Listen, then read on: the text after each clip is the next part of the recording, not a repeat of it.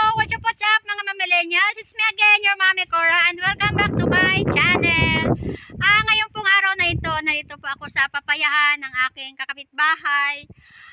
Dahil po ay yung isang kapitbahay ay gusto po magluto ng atsara.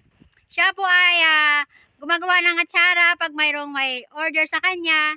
At sabi ko po sa kanya kung pwede pong mag-video at i-share ko po sa inyo ang tungkol sa paggawa ng atsara. Siya naman po ay pumayag. Kaya mga mamis, for my today's video, ay subaybayan po ninyo, tapusin yung video ko ito dahil ito ay ang tungkol sa paggawa ng atsara.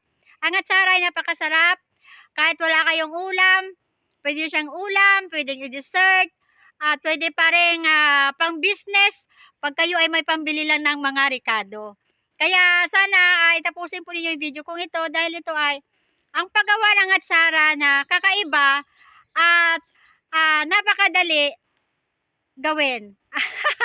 Ganun na po rin po yun. Kaya mga mames, mga daddies, everybody, panoorin nyo po yung video ko ngayon at talagang mapapasarap kayo at mainganyo kayong gumawa ng atsara. Let's go!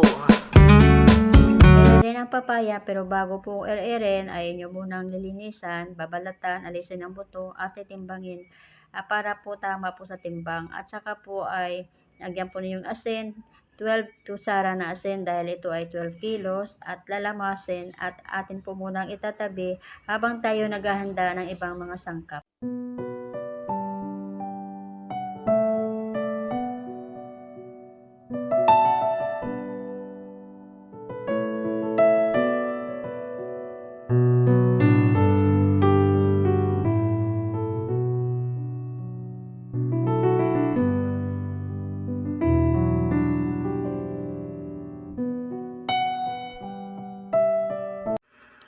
Pag hiniwa po ninyo yung mga panlaho, kailangan po ay maliliit lamang, pinong-pino. Pare-parehas po yung laki para po maganda tingnan.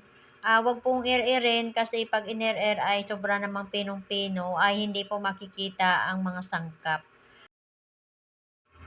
Ang sili po kailangan bandian ng mainit na tubig para po siya ay maluto ng kaunti kasi ang sili po pag hilaw ay madali po masira ang inyong atsara.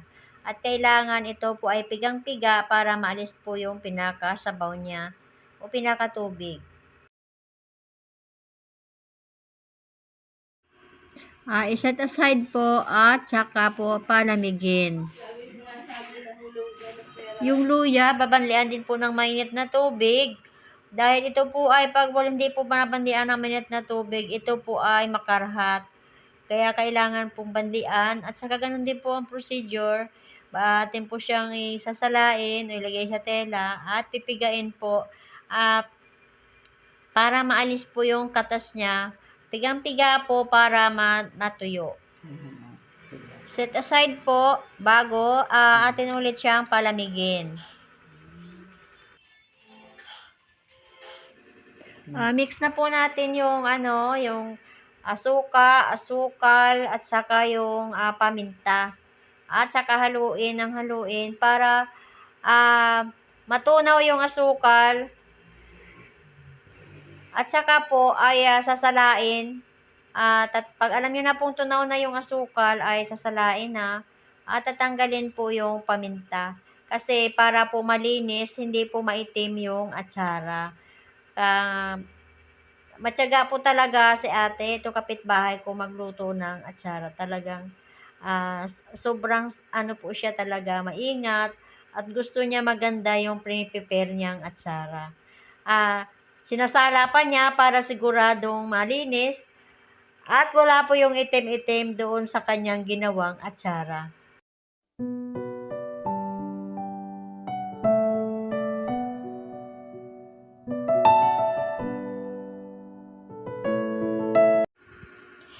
Ilagay sa katsa yung nilamas na atsara na may asin at ito ay ipipigain. Pag kaya nyo pong pigain, pwede rin. Pero dito, sa paggawa dito ay ang ginamitan po siya ng dryer kasi pag marami po ay napakahirap po magpiga. Pero pag naka-dryer, mabilis po siya.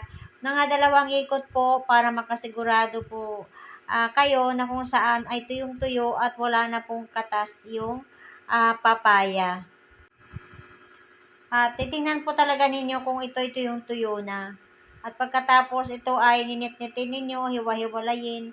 Kasi ang papaya po, pagka nilagay po siya sa dryer o ating piniga, ay nagbubuo-buo siya. Kaya siguraduhin natin na ito ay hiwa-hiwalay bago natin ilagay ang mga sangkap.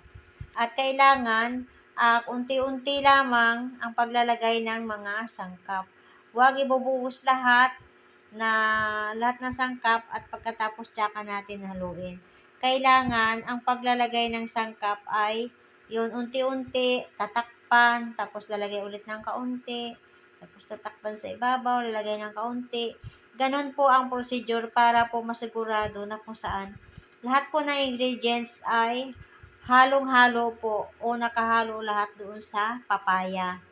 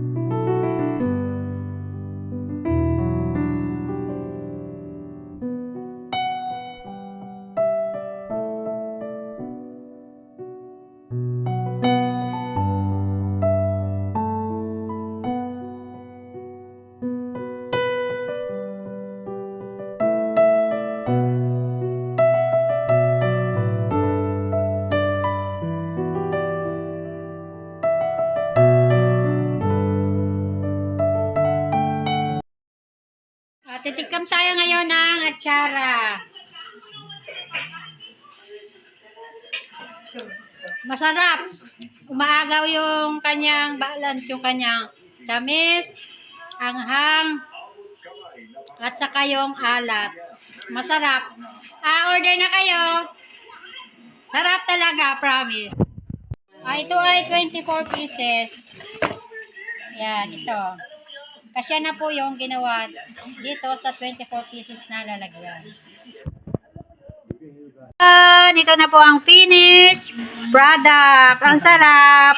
Ang atsara po ay habang tumatagal, lalo po siyang sumasarap. Kahit isang taon po ay pwede. 150 lang isang garapong ganito. Punong-puno naman po yon. Talagang sulit na sulit po ang inyong 150. Pag marami kayong kukunin, 120 isang ganito. Pag isa lang, 150. Masarap po talaga. Order. Sacrifice and inquires hard work will pay off someday. Thank you for watching.